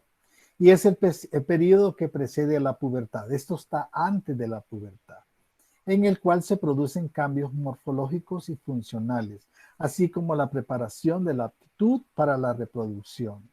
Por ejemplo, aquí aparece la famosa menarquia, ¿no? La menarquia es la primera menstruación en la mujer. Y generalmente, según los estándares, se da entre los 10, 11, 12, 13 años. Pero nosotros conocemos de casos de niñas, que han menstruado a los 8 años, a los 9 años. Es lo que nosotros le llamamos una menstruación prematura. Y hemos tenido casos también de niñas que han menstruado a los 14, a los 15 años, que eso es lo que nosotros le llamamos una menstruación tardía, ¿ya? Pero las niñas y los niños nacen con todos sus órganos ya el combo completo. Por ejemplo, cuando la niña nace, ya trae sus ovarios, ya trae su útero. Lo trae chiquito, ¿verdad? No lo trae desarrollado. Por eso se empiezan a dar en esta etapa de la vida esos cambios morfológicos. Estamos hablando de la morfología. Estamos cambiando nuestro cuerpo, ¿no? Y también órganos que estaban dormidos empiezan a funcionar. Por eso es que las hipotas a esta etapa empiezan lo que se llama el desarrollo, ¿ya? Cambia su estructura, ¿no? Cambia su apariencia física. Si antes no tenía nalgas, ahora ya las tiene. Si antes no tenía pecho, ahora sí lo tiene. Deja de ser plana aquí y plana allá, ¿verdad? Sino que empieza su desarrollo. Su cadera empieza a crecer un poco. ¿Por qué? Porque necesita urgentemente un espacio para que lo ocupe su útero y todo su aparato reproductor, sus ovarios, ¿verdad? Entonces, todo se va poniendo en su lugar.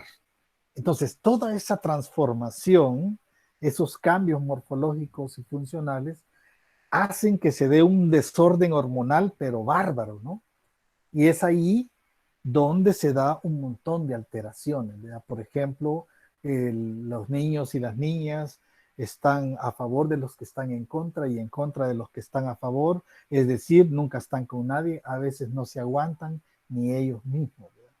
Entonces, esos son producto de ¿qué? De toda la guerra interna que está teniendo por los cambios morfológicos y funcionales que está sufriendo su cuerpo. Por lo tanto, se da un gran desorden hormonal. Ya entramos a la pubertad cuando ya hablamos entre los 12, 13 a los 14 años. Aquí aparece claramente la aptitud de reproducción que deriva del latín pubertos o pubertas, que significa edad viril. ¿Qué quiere decir edad viril? Que ya estamos listos para la reproducción. Por ejemplo, en este país hay una estadística bastante grande y bastante fuerte de niñas que a los 14 años ya han salido embarazadas. Esta es la parte más peligrosa entre los 13 a los 14 años, porque ya está prácticamente lo que se llama la edad viril, tanto para el hombre como para la mujer, porque también el hombre ya tiene espermatozoides bastante fuertes y bastante maduros como para poder, fecundar el óvulo de la mujer. ¿Qué significa después? Aparece otra palabra que se llama pubescere. Pubertas, pubertos, que significa edad viril. Y de pubescere, que significa cubrirse de pelos, especialmente en las axilas, barba, bigote y la pelvis. Los órganos genitales se va produciendo el aparecimiento de los vellos púbicos, ¿verdad? Esto se da en la propia pubertad. Luego viene la adolescencia. Esto lo vamos a tocar un poquito más fuerte, no se preocupen, yo estoy dando solo los generales. En la adolescencia, que es una etapa que va desde los 14 hasta los 18 o 20 años, viene del latín adolescere, que significa crecer. De los 14 a los 18 años ya prácticamente estamos formados, ¿verdad? Estamos completos. Nuestros ovarios de las mujeres ya están funcionando, nuestros testículos están funcionando, hemos sufrido cambios morfológicos, ensanchamiento de las caderas, hemos sufrido crecimiento del pene, crecimiento de los testículos, por eso nos llaman en esa etapa que nos dice la mamá que somos huevones, ¿verdad? Pero nos dice huevones porque somos haraganes, pero la verdad es que también los testículos crecen, ¿verdad? Entonces ya estamos en la adolescencia, ahí estamos hablando entre los 14, 18, 20 años que termina esta etapa. Esta etapa trae una gran cantidad de cambios morfológicos y funcionales y también de estados de ánimo y también de controles emocionales. Bien, ¿cuáles son los cambios corporales que se dan durante la prepuberal y la puberal? Dice, se reactivan las glándulas endocrinas y se producen varias transformaciones orgánicas. Por ejemplo, los músculos aumentan de grosor y peso. Entonces nos volvemos matones y nos vemos así más gruesos en toda nuestra estructura. Nos volvemos como que fuéramos casi adultos, ¿verdad? Aumentan las reacciones celulares, en especial los aparatos respiratorio y circulatorio. ¿Por qué? Si creció mi cuerpo en grosor y espesor y peso, quiere decir que también voy a necesitar mucho más oxígeno. Por lo tanto, hay una expansión de la caja torácica y también voy a necesitar que mi torrente sanguíneo bombee más sangre porque mi cuerpo ha crecido. También el aparato circulatorio empieza a funcionar mejor. El corazón, dice, crece con rapidez y alcanza el máximo peso relativo a los 16 años. El número de latidos disminuye, pero las pulsaciones se vuelven más fuertes y aumenta la presión sanguínea. ¿Por qué aumenta la presión sanguínea? Porque necesitamos bombear sangre a muchas más partes del cuerpo. Por ejemplo, una persona que es atleta, una persona que es corredor, una persona que es deportista, tiende a desarrollar también su corazón, porque el corazón es un músculo. Entonces se empieza a desarrollar y entonces tiene un corazón más grande, que le permite también que mientras más grande es el corazón, las pulsaciones que avienta son también más fuertes. Por eso es que muchos deportistas presentan cierta bradicardia, que su corazón es mucho más grande y entonces son más lentas. Pero la presión sanguínea es necesario que esté en todo el cuerpo. Los tejidos del pulmón adquieren una superficie más amplia. Miren, si ustedes inflan un globo, de esos globos grandotes, lo van inflando, lo van inflando, lo van inflando, lo van inflando, ese globo llega a tener un diámetro bastante grande. Se vuelve un globo grande, ¿verdad? Pues lo mismo pasa si nuestra caja torácica permite que los pulmones se amplíen más porque necesitan más oxígeno, entonces somos capaces de captar más oxígeno. Entonces, porque el cuerpo lo necesita.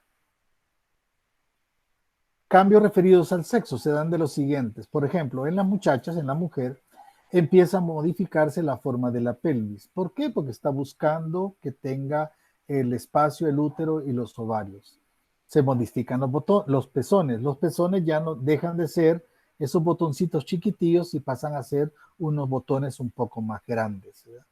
Aparecen los pelos en la pubis y entre los 12 y los 14 años se presenta la menarquia. Esto es estándar, 12, 14 años. Hay niñas que han menstruado a los 8, 9 años, 10 años, y hay otros que se han pasado hasta los 14, 15 años, la tardía, ¿verdad? En los varones crecen los testículos y el pene, se desarrolla la próstata, que nadie sabe para qué sirve, pero la tenemos ahí. También, sí, Fátima, dime. Una pregunta, hay veces donde dicen las personas que dependiendo de a qué edad le daba la menstruación a uno, servía como para tener más hijos o cosas así. ¿Qué tan cierto será eso? Yo pienso que no es cierto. Yo pienso que no es cierto. La menstruación es una limpieza de tu cuerpo, ¿no? Es una limpieza de tu cuerpo que prepara ya el espacio para que se dé la ovulación.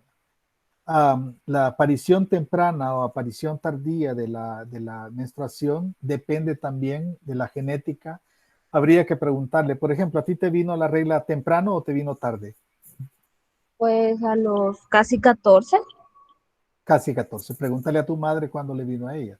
Si le A vino los, más o menos a los a los 10. ay, fue prematuro, no funcionó la genética. ¿Ya? Contigo funcionó otra genética, a lo mejor alguien de la familia tuvo la misma cuestión, fue tardía, hasta los 13, 14 años. ¿Cómo era tu cuerpo? ¿Desarrollado o poco desarrollado? Bastante desarrollado. ¿Ya? Era desarrollada, pero no menstruabas. Ajá. Ahí es donde opera la genética, no sabemos, hay que preguntar y averiguar quién en la familia también tuvo esa misma condición. A veces la madre es la que tuvo la menstruación bien temprana, entonces los hijos también. A veces se da también por el tipo de alimentación que la niña ha recibido, el tipo de cuidado durante el embarazo, tiene mucho que ver también en eso. Pero para mí es primera vez que oigo si la menstruación tiene que ver con la cantidad de hijos que vas a tener. Yo tengo entendido que la menstruación únicamente es la forma como el cuerpo limpia todos los desechos de tu cuerpo y prepara el terreno para la ovulación. Por eso se habla que te da cada 28 días, ¿verdad? La menstruación. Entonces, si hay gente que sigue el método del ritmo para tener relaciones sexuales y no concebir hijos, dicen que son 8 días antes y 8 días después, ¿verdad? Entonces, hay un montón de cosas que uno tiene que investigar para ver Y eso. ¿Qué también, más quería? yo tengo la Sí, duda dime. de que dicen de que después de la primera relación sexual el cuerpo cambia, el de las mujeres, ¿eso es cierto? Después de la primera regla. No, después de la primera relación sexual. Bueno, a veces es psicológico eso, ¿no? Cuando nosotros estábamos jóvenes, nosotros siempre molestábamos a las niñas. Cuando las veíamos caminar, decíamos, esto ya tuvo que ver algo, porque mira cómo camina. Y a veces no era cierto, simplemente nosotros lo decíamos. Pero tu cuerpo no va a cambiar, simplemente lo que ha cambiado es la parte de tu vagina o de tu vulva donde prácticamente se ha roto lo que es el himen, ¿no? Eso es todo. Pero que vas a cambiar, vas a hacerte más caderuda, vas a hacerte más fogosa, eso ya es psicológico, ¿no? Eso ya es tu cuerpo, tu mente empieza a trabajar en eso y tú caminas diferente o tú te Sí. expresas diferente. ¿Sí, Jocelyn? Y lo que dicen del arco que se hace en las piernas, que la espalda, que no sé qué, todo eso será cierto. Hay gente Yo que dice pienso que que no. sí, asegura que sí, Yo, ¿verdad? yo, Pero yo yo pienso que siento no. Yo pienso que no. Es más psicológico que otra cosa. Yo pienso que no. Si yo soy cascorbo es porque mi genética y mi cuerpo es así. Pero no Yo tiene siento nada que que ver más con... bien Era para sacarle como a las niñas de antes si ya habían tenido relaciones o algo Ah, así. por ahí está la cosa, por ahí está la cosa, por ahí está la cosa, Yulisa. Son formas Había otra de querer cosa saber. también Sí, que decían en las muñecas de las niñas, que si se formaba sí. un hoyito cuando ellas cerraban la mano, decían que también ya habían tenido relaciones sexuales. Ah, Pero siento que son ah, cosas de yo creencia para de la mí, gente de antes. no, yo para mí que te querían sacar la verdad nomás. Es Y lo para del meterle cordón miedo. que pasa por la cabeza. Así es, así es. Sí, Fátima. Que les digo que solamente es para meterles miedo y sacarles la verdad. Exacto, sacar información, eso es todo, ¿no? Miren, yo les voy a decir una cosa, no hay nada más bonito, vaya, yo lo viví con mi hija, que ella fue la que me dijo a mí que lo que le había, que ella había tenido relaciones sexuales. Y como le dije yo, la explicación que yo le di fue, bueno que me lo dices, ¿verdad? Pero te cuidaste, ¿verdad? Sí, nos cuidamos. Ah, vaya, eso está bien. El peligro es que vas a salir embarazada, le decía.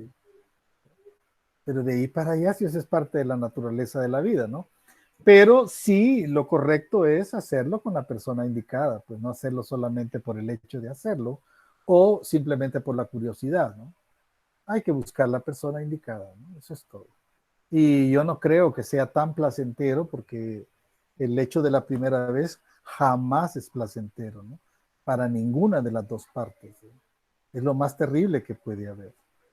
A alguien tienen que romperle un himen y el otro tiene que ver cómo hace para romper ese himen. Entonces, quieras o no, no es nada placentero. Entonces, dejémosle todo al tiempo como tiene que ser, ¿verdad? Que la persona sea la indicada, que la verdad que sea la persona que vamos a tratar de procrear o de tener una vida juntos, ¿verdad? Tener una carrera ya formada en la cual yo puedo ser independiente en todo momento, tomar mis propias decisiones, no que otras personas decidan por mí, ¿verdad? Entonces hay un montón de cuestiones que hay que tomar en cuenta. Pero si llegara a pasar o si ha pasado, no se dejen llevar por tantas cosas que la gente dice, ¿no? Esos son puros formas de querer saber o de sacarte la información o que tú les digas, ¿y cómo te diste cuenta? Ah, porque te vi caminando toda cascorba y cuando volteo a ver a mi mamá camina igual toda cascorba porque así es la genética de nosotros, ¿verdad? O mi papá fue futbolista y era como que tenía un arco en medio de las piernas, ¿verdad? Y entonces, ¿cómo quieren que me salgan las piernas rectas, ¿verdad? O como decían las abuelas, no me manearon cuando yo estaba bebé, ¿verdad? Entonces, por eso se me hicieron las piernas cascorvas. Eso no es cierto tampoco, ¿verdad? Se manean los niños para que descansen, para que se sientan arropados, pero hasta ahí nomás, ¿verdad? Déjalo, por favor, no, lo estás ahogando. Perdón, pero estaba regañando aquí a alguien. Eh, Esa es una de las cosas que hay que tomar en cuenta, ¿no? Realmente hay que saber elegir el momento adecuado, no apresurarse nunca. No es necesario, ¿eh? Todo a su tiempo. Voy a hablar también de los varones. Decía, los varones crecen los testículos, el pene, se desarrolla la próstata, cambia la voz, por eso le dicen a uno que ha comido son popo, ¿verdad? Entre los 14 y 16 años, porque la voz se vuelve más grave. Y también a esta etapa de los 14 a 16 años se presentan ya espermatozoides maduros. ¿Qué quiere decir? Son espermatozoides que son capaces de fecundar un óvulo. ¿Qué quieren decir? Son capaces de procrear, son capaces de embarazar y de tener hijos. Esas son las cuestiones que hay que tener mucho cuidado. Eso de niños creando niños es bastante peligroso. Aquí también se da un poco el egocentrismo. Sí, Carlita y Janet.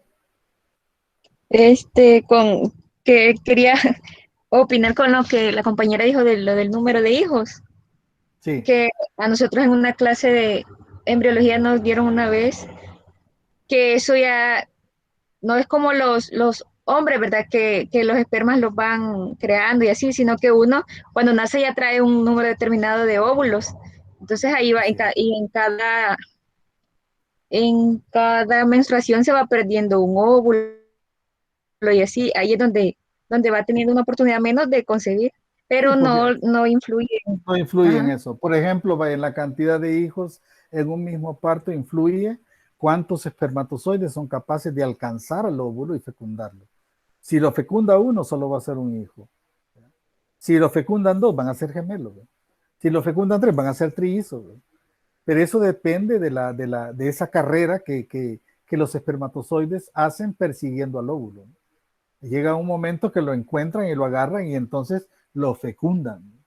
Ahí es donde se puede ver la cantidad de hijos que vas a tener en ese momento. Ahora, lo otro, yo también tenía entendido eso, de que se van perdiendo óvulos. ¿Por qué razón? Por la razón de que ya no sirven, ya están viejos. Ya no funcionan. Se puede decir que son desechos que el cuerpo tiene que sacar.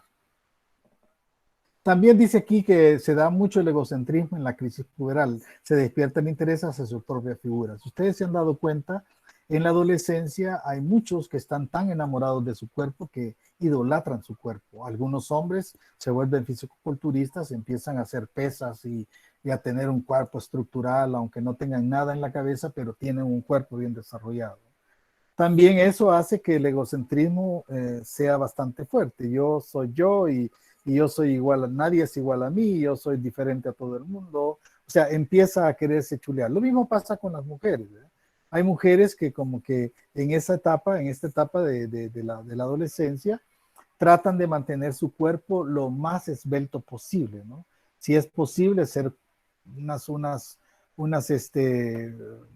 Barbies, ¿no? De que secas por todos lados y secas por todo el otro lado, porque alguien les dijo de que realmente los cuerpos delgados son los más atractivos. Y eso no es cierto también. Los cuerpos son los cuerpos y la gente que te va a amar con el cuerpo que vos tengas, ¿verdad? La otra cosa es que hay gente que hace esfuerzos demasiado radicales para tratar de controlar el peso, ¿no? Por ejemplo, la gente que llega a hacer uso de lo que se llama la bulimia y lo que se llama la anorexia. En la bulimia ellos se comen todo lo que quieren, pero así lo vomitan después, ellos mismos se provocan el vómito. En la anorexia la gente no come absolutamente nada, sino que simplemente se abandona a solo estarse hidratando con un poco de agua y van perdiendo peso exageradamente. Y jamás en su mente ellas siempre se ven gordas, por lo tanto el proceso continúa hasta que éstas desaparecen y eso es con peligro de muerte también. También dice que el puber descubre un yo desconocido. Mientras más grandote se vuelve, mientras más fuerte se vuelve, mientras más le cambia la voz y casi habla igual que el papá, entonces descubre que él también tiene un yo desconocido, provisto de poderes que pugnan manifestarse. Él quiere hacerse valer, él quiere que su voz se escuche, él quiere que todos le pongan atención, él quiere ser el que toma decisiones sin estar preparado. Y así va creando. Entonces tiene muchos conflictos con sus padres, con sus maestros y con la generación de mayores, porque él quiere demostrarles que él sabe. Pero el consejo que se les puede dar es, sí, está bien que traten de demostrar, pero siempre hay que respetar a la gente mayor. ¿Por qué? Porque la gente mayor se ha equivocado más veces que tú. Por lo tanto, quiere decir que si ellos se han equivocado y han corregido, han aprendido y tienen experiencia. Y la única manera de adquirir experiencia para todos es equivocándose y corrigiendo, ¿no? Esa es una de las cosas bien importantes que tienen que tomar en cuenta. ¿De qué va a depender la fuerza del tipo de conflicto? Por ejemplo, si en su casa no le dan el puesto que debe de tener, por ejemplo, si toda la vida lo quieren tratar, ¡ay, viene mi bebé! Miren mi nene, y ya es un cipote de 18, 16, 17 años, ¿verdad? Que ya no quiere que lo vean así, o llega con la novia y empieza a sacar la mamá las fotos chulón de cuando él se hacía pupú, ¿verdad? Y todo eso, y entonces quieras o no, lo avergüenza. Y si eso no cambia, pues entonces también va a haber muchos conflictos, ¿no? Si el trato familiar sigue siendo el mismo que se le daba cuando era niño, darle su lugar, ¿verdad? Ya pasó de la etapa de niño a adolescente y después sigue la de adulto, ¿no? Del tipo de educación y actitudes que se mantengan los adultos. Por ejemplo, si yo, que he estudiado un poco del comportamiento humano, incurro en estos errores, es porque no aprendí nada. Son errores que tienen que corregirse estudiando o leyendo o informándose. En la pubertad se produce una efervescencia de energías mentales. ¿Qué quiere decir esto? Miren, en esta etapa se da mucha gente que tiene mucha inteligencia que puede servir en el mundo. Por ejemplo, los inventores contemporáneos de los grandes movimientos, por ejemplo, el Facebook, ¿cómo se llama? El WhatsApp, el YouTube, lo que sea. han sido creados por gente joven. Pues. Gente joven. Las computadoras fueron creadas por jóvenes. Entonces, quieres o no, ellos tenían una gran actividad mental, por lo tanto la aprovecharon. Y esos intereses han hecho que ellos reequilibren su yo y por energías intelectuales orientadas al conocimiento. Hay gente que se ha experimentado y se ha proyectado y se ha preparado para ser científicos y siendo jóvenes, pues, porque ya todo está inventado. Si lo único que hay que hacer es modificar un montón de inventos, ¿verdad? Es aprovecharse de lo ya hecho, ¿verdad? Ahí es donde se da eso. Pero también esto le da al joven una superabundancia emotiva y también le provoca una inestable e incierta situación. ¿Por qué? Porque él cree que las cosas no van a funcionar como él cree que va a fracasar. Y le teme a eso, teme esa ambivalencia, le da esa indecisión que él teme hacer las cosas porque, ¿y si no sirve? ¿Y si fracaso? ¿Y si fallo? Pues eso estamos arriesgados todos, ¿verdad? Ahí es la cuestión de dejarse ir e intentarlo, hasta ver el momento en que yo lo voy a lograr o no lo voy a lograr. Esa es una de las cosas bien importantes que nosotros también debemos de tomar en cuenta, ¿verdad? De que si nos vamos a arriesgar, experimentemos. Dos problemas tenemos, o sea, fracasar en un momento dado o la otra cosa bien importante es tener éxito, ¿verdad? Esa es una de las cuestiones bien importantes que hay que tener. La adolescencia, por ejemplo, la juventud, se refiere al periodo que va de vida desde los 14 años y se conoce como adolescencia propiamente dicha. Dice, la crisis puberal presentada anteriormente se prolonga en la adolescencia para luego ir disminuyendo. Mire, si yo con la crisis puberal, que es estar en contra de todo lo que ya está establecido, o estar a favor de los que están en contra y en contra de los que están a favor, se mantiene ya en mi adultez, es porque hay algún problema bien fuerte en mi mente.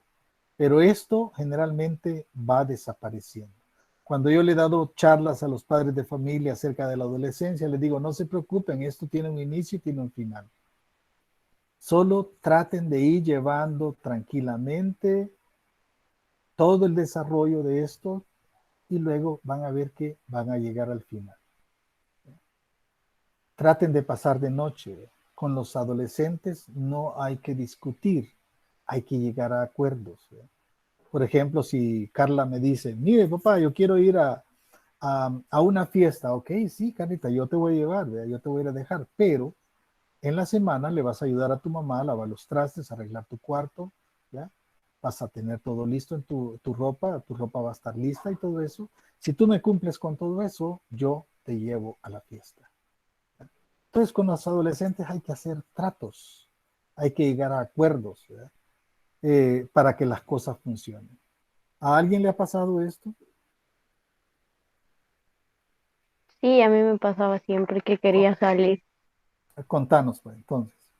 De que siempre que pedía permiso o algo así, me decían, vaya, entonces vas a hacer la limpieza y lavar los trastes, vas a dejar limpio, porque normalmente mi mamá no pasa en el día que va, entonces a mí me toca hacer el oficio. Entonces me decía de que tenía que dejar todo limpio para ya poder salir y estar ya Pues, sin nada que hacer. pero te cumplían. Sí, Sí, lo importante es que si yo llego a un acuerdo y un trato con un adolescente, yo debo de cumplirle como papá y el adolescente me debe de cumplir como adolescente. Esa es una de las cosas bien importantes de los tratos, que las dos partes cumplan. Si las dos partes cumplen, nada va a molestar en eso. Si yo ofrecí algo, yo debo de cumplir.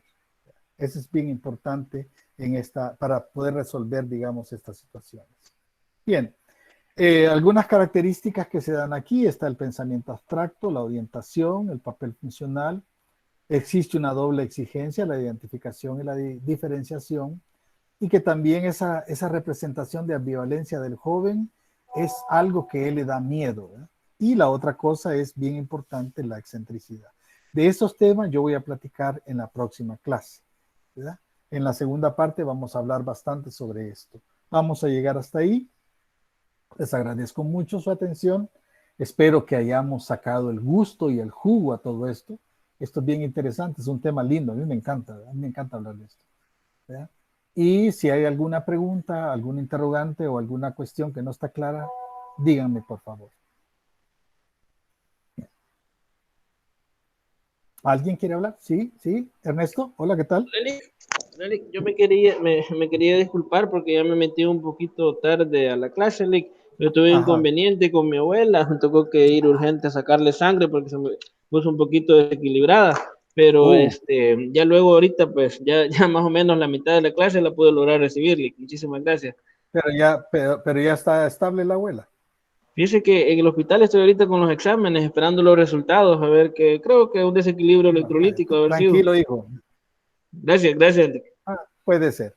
Ahorita esta clase ya para la noche ya va a estar en la plataforma porque se está grabando. Gracias.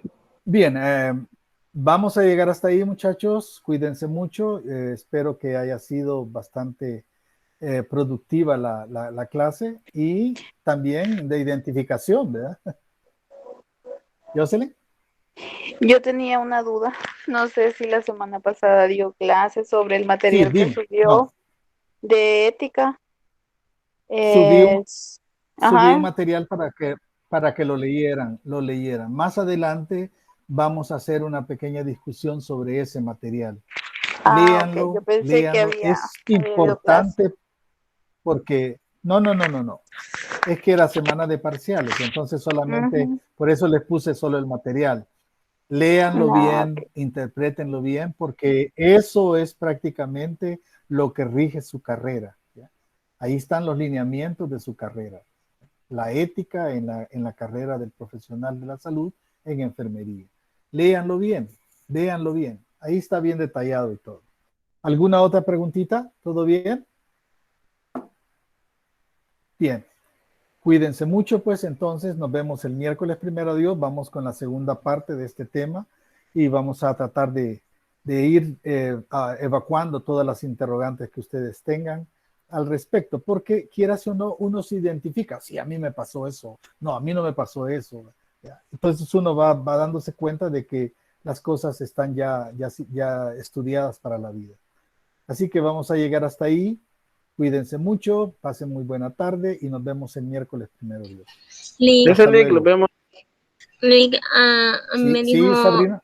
A mí me dijo el compañero Francisco Castro que no iba a poder, que no había podido estar en esta clase porque estaba en una reunión del hospital. Ok, pero decirle de todos modos que estamos en grabación y que puede verla más tarde toda la clase. ¿Ok? Bien. Cuídense, muchachos. Nos veremos hasta el miércoles, primero Dios. Gracias, feliz tarde. Gracias, feliz tarde. Feliz tarde, hija. Feliz tarde para ti también. Cuídense mucho.